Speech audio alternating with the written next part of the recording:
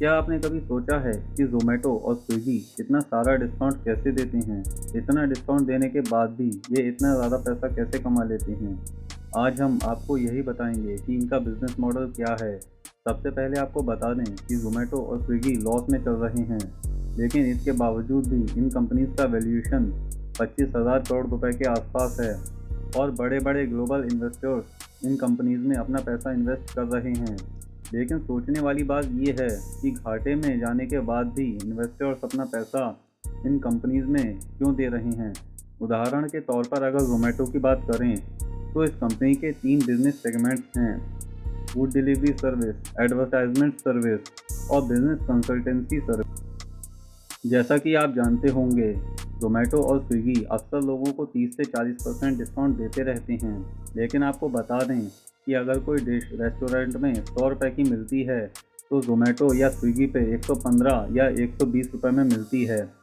तो आधा डिस्काउंट तो वो यहीं से कवर कर लेते हैं और रेस्टोरेंट मालिक को भी कस्टमर को रेस्टोरेंट में बिठा के खिलाने से उसको घर पे डिलीवर करना सस्ता पड़ता है, तो वो ज़ोमैटो और स्विगी को और 15 से 20% डिस्काउंट दे देते हैं, यानी कि 100 रुपये वाली डिश 80 से 85 रुपये में। इसी तरह ज़ोमैटो 30 से 40% डिस्काउंट कवर करके नो लॉस नो प्रॉफिट के साथ डिलीवरी कर रहा है और ज़ोमैटो डिलीवरी करने वालों को ज़्यादा पैसा दे रहा है, जिसके चलते वो फूड डिलीवरी में घाटे में चल रहा है।